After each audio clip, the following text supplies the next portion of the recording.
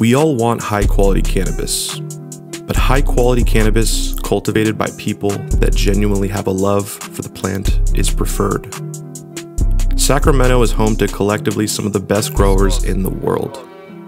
Here at High Design Documentaries, we will explore the world of cannabis in Sacktown, and we'll start with a garden preferred by many and envisioned by one. Meet David of Preferred Gardens, a true cultivator obsessed with his craft.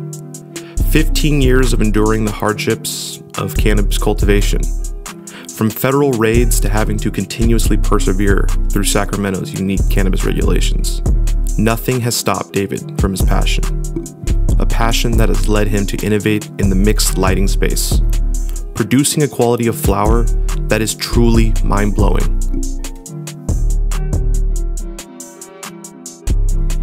In this episode, we will cover the history of David and Preferred Gardens as they rise in California's cannabis industry and beyond.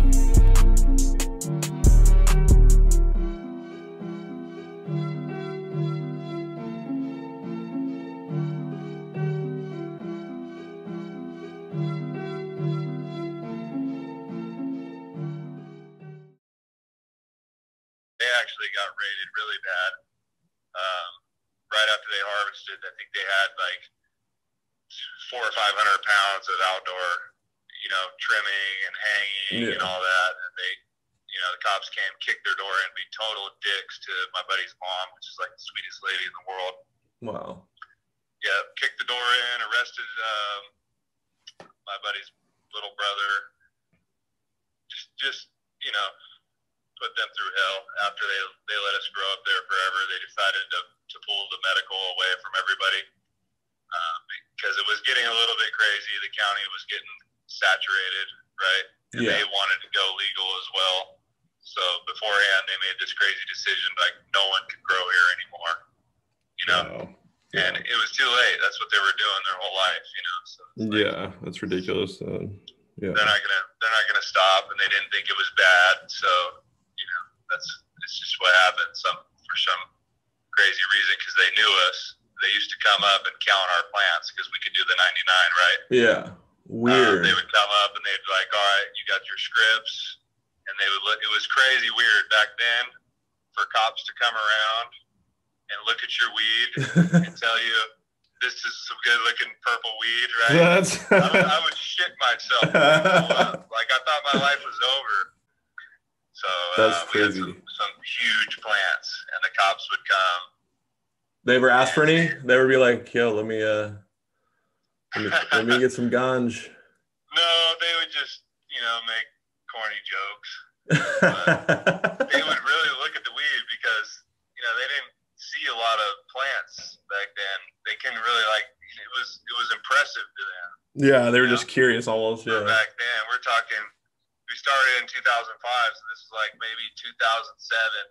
Next to these plants, they looked like midgets. Everyone did, These plants were huge, so they would come out and be like, "Holy shit! All right, these are 99. I don't know what kind of weight you get from these things, but seems like it checks out. There's your 99.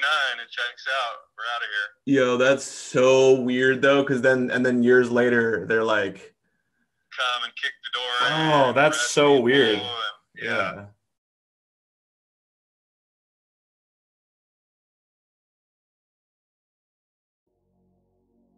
David encapsulates the odyssey of cannabis from black market through medical to recreational as it was experienced by the growers themselves. These were the people who underwent violent raids, tense licensing protocols, as well as the rewards of choosing to go through the shit rather than tiptoe around it and inevitably stumble. Their story provides valuable perspectives concerning new industries that are in large part defined by the process by which the state and the market assimilate them into their own means of distribution and production.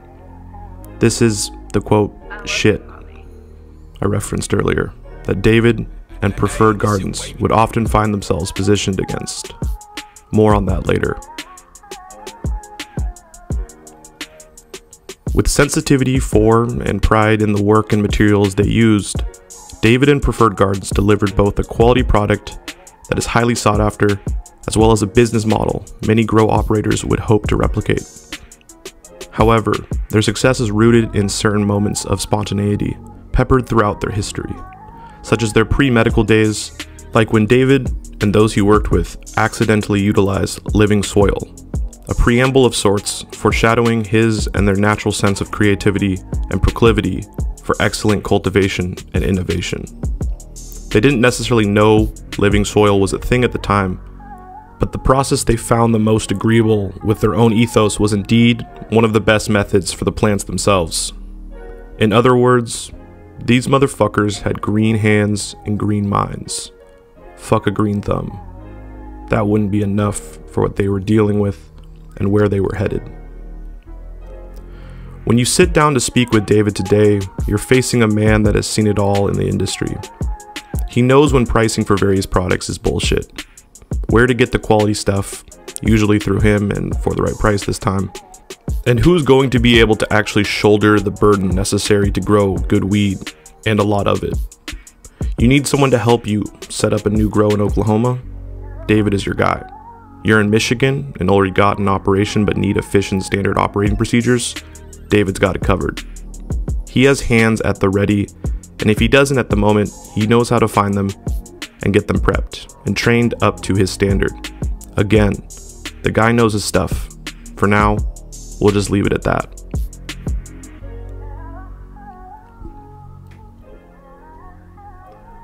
David was born in Sacramento, so it's no wonder he had the chance of one day becoming one of the pillars of excellence in the cannabis industry.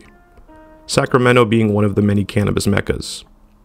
That's not to say it wasn't without its own extensive series of trials and tribulations and unfortunate events. Whether it was navigating the ebb and flow of county regulations, violent raids that were the result of overnight legislative changes that arrived without warning, or the nuclear fallout following an officer's death in the line of duty, which itself specifically followed escalating tensions between a grow forced to operate within gray areas and a state that refuses to communicate distinct boundaries to safely operate within. The journey for David and his associates has been, to say the least, a hard-fought battle. The story begins in 2005 when David, one of his close childhood friends, and his friend's mom started growing on her property. Following the late 90s introduction of medical licensing, they started off with 40 or 50 plants. As David describes, quote, "It was a boatload of work, hand mixing soils, things that I think were outrageous now. But people really like that stuff, the bat guano and bone meal. This would be the living soil that we mentioned earlier, that is regarded so highly today. And these guys were just doing it accidentally." This went on for about 5 years until David transitioned to indoor, which was due in large part to his need to be independent and more localizable. He had been driving multiple hours to and from the site, but now he'd rent, strip, and gut a bunch of houses, then set them up as a collection of medium-sized grows. Sadly, the beginnings of this era are defined by David merely breaking even monetarily, as cops and other agencies continue to drop notices, restrict business opportunities, and breathe down his neck. Again, industries tend to struggle when they are forced to operate with one foot in the black market and one foot tiptoeing in circles around medical and recreational legitimacy. As a business within these conditions, you are truly burdened with the weight of independence as you find yourself alone in negotiating the responsibilities and consequences that inevitably arise.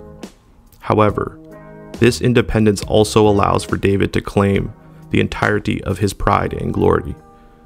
His work is his work. Indeed, we define ourselves by the obstacles we overcome. And David has overcome a lot of shit. As is probably crystal clear at this point, David's journey through the chaotic terrain of cannabis cultivation was largely obstructed and challenged by shifty county regulations.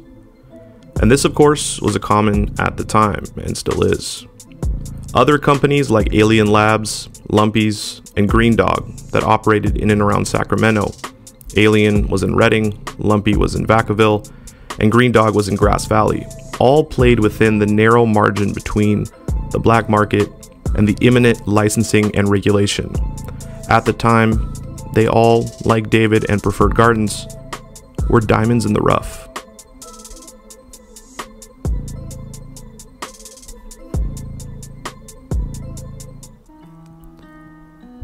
The extreme atmosphere of the time is best summed up by the event in which the police officer was killed. An event largely caused by regulatory ineptitude. Apparently, just when multiple grows were about to receive licensing, there was an unfortunate confrontation between the police and a grower that wasn't interested in legalization and the strong arms of regulation. It would seem to me that the word regulation to this and many growers came as a threat that did little other than escalate tensions within an already volatile relationship between growers and the counties they operated within throughout Sacramento. An unfortunate story, but a story that has caused turbulence and having to restart everything. We have officers hit down, and we can't get him out. He's down in the hole. The officer down. And here's additional people up here by the pool.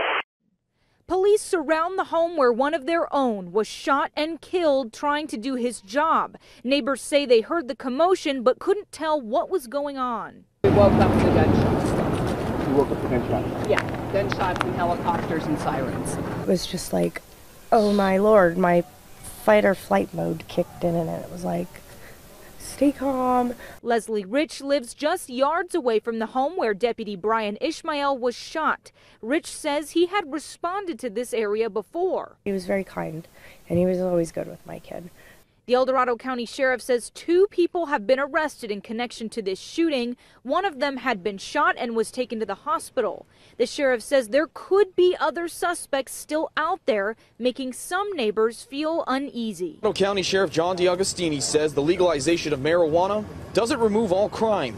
To say this is just medicine and does no harm, and that the California laws that have been passed are going to be able to adequately prepare us and deal with this situation is a fallacy. The El Dorado County Sheriff says that there was an estimated 75 plants at that illegal grow. He also tells us that the FBI is assisting in the sweep for evidence at the crime scene. Still more to come on this. All right, Ryan, thanks so much for that live update. Immediately following the spread of the news that an officer had been killed by none other than a grower, the plans to initiate regulation and licensing in El Dorado County was scrapped. David and his team had invested an insane amount of resources into one of their grows in El Dorado County, and right as they thought the county was going to give out licenses, this incident with the police officer occurred. Now, the county didn't vote to ban commercial cannabis, but the bureaucracy there denied all potential license applicants by not allowing any of them to get their fingerprints done, which is a requirement to be issued a commercial cultivation license in the state of California. Growers around the county had purchased and invested millions of dollars into land and had lost everything. To this day, no commercial cannabis licenses have ever been issued in El Dorado County. And the sad event that occurred in El Dorado County had sent a shockwave around Sacramento. The counties weren't exactly excited at the prospect of quote-unquote violent criminals gaining financial and infrastructural legitimacy, especially if particular grows were almost certainly going to continue operating within the gray area, siphoning off most of their profits from illegal markets. Considering all of this, what would be the advantages of licensing for these grows? For whom do regulations serve? Well, if you asked people like David and others of their stature, they would tell you it's not the growers or even the public. Regulation is largely a means of controlling the market, which can be a symbiotic relationship that allows an industry to flourish. However, as we have seen, this is not the case for this industry in particular. At best for the cannabis industry, it's a nightmarish bureaucracy. And at its worst, it's bleeding the cannabis market of all of its capital and potential to develop and expand. However, one hopes that all of these obstacles were merely the necessary hardships that led to the light at the end of the tunnel. And I believe that David is one of these people as well, that understands while right now times have gotten tough and it could be way easier to just be conducting a legal business, David has strived and continued to stay above board and keep his business legitimate, understanding the future and thinking long term.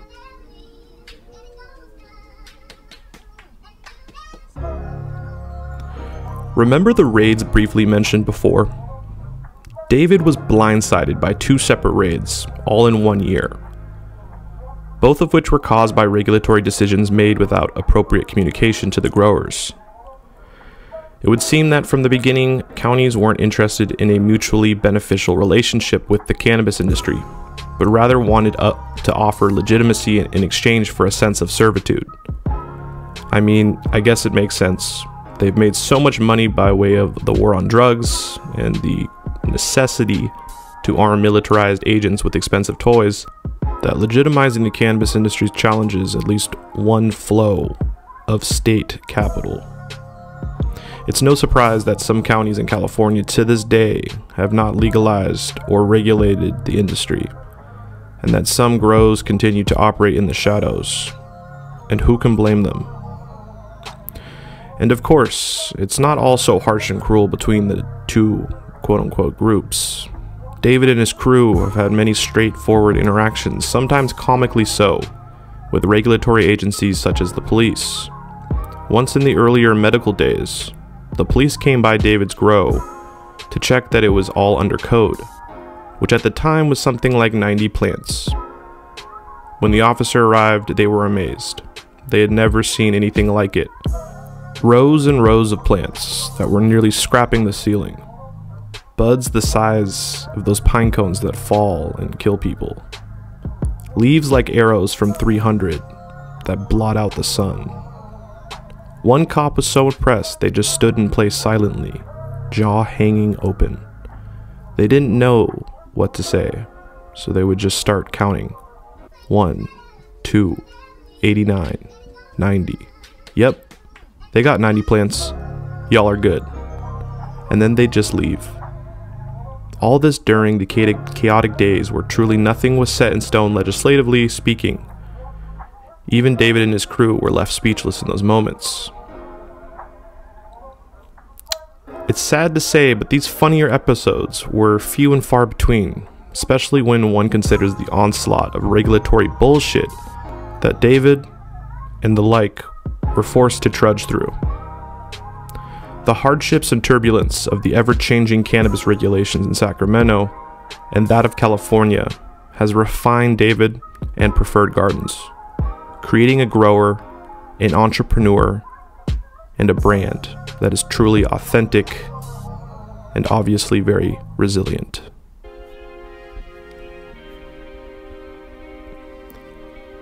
Brand development and business strategy. A few years ago, oil was surpassed by another commodity as the most valuable commodity in the world. You want to know what that was? It was data. Data is now the most valuable commodity in the world. David and his team have optimized their entire business with data. David is an owner of a cannabis delivery company, and this delivery company allows him to collect data on consumer behaviors. David also collects data on his grow. Both data sets and analyzing those sets have helped Preferred Gardens provide the best possible product for customers.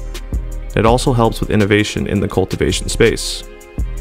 David is one of a few growers in the world that has the ability and know-how to produce high-quality flower via mixed lighting or light deprivation.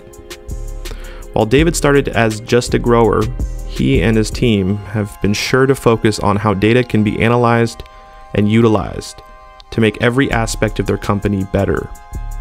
And this is only the beginning. David's understanding of the importance of data will allow him and his business to continuously improve and get better as time goes on.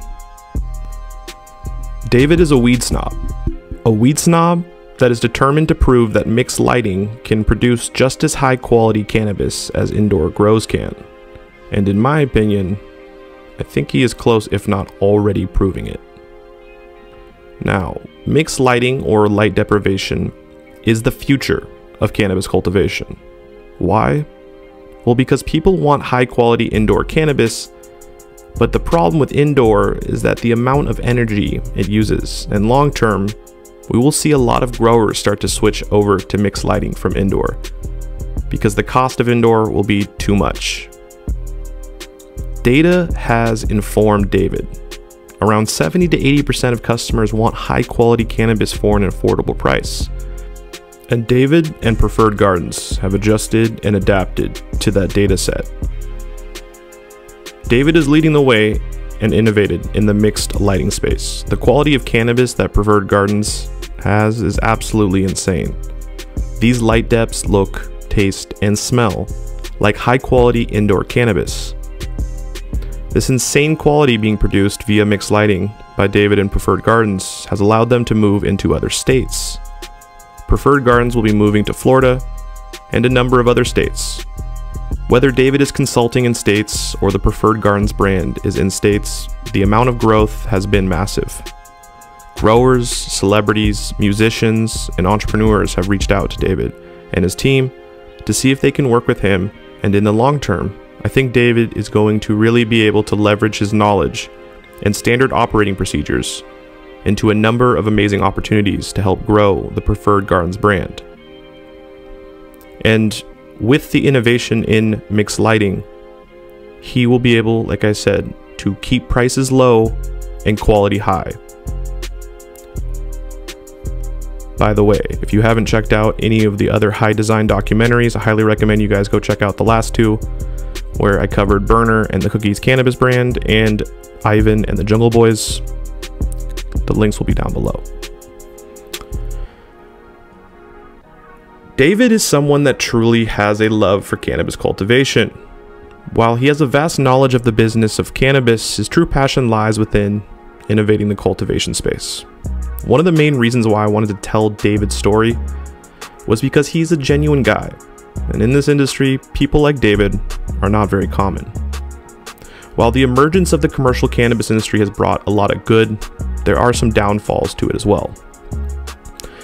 The pure growers that truly just have a love for cultivation and nothing else are now being forced to not just pursue their love for innovation in the cultivation space, but also to become full-fledged entrepreneurs, well-rounded.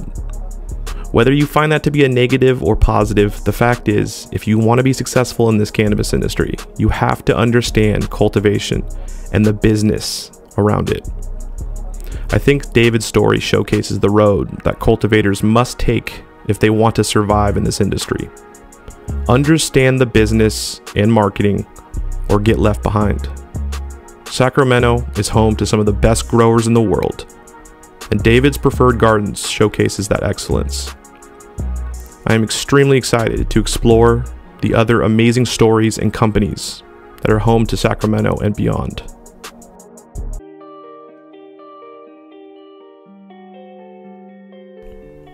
Thank you for watching this episode of the High Design documentary series. In this series, we will explore the cannabis industry's greatest minds. Let us know who should we cover next down below in the comments. Anyways, really appreciate you watching. This is LMC, signing out.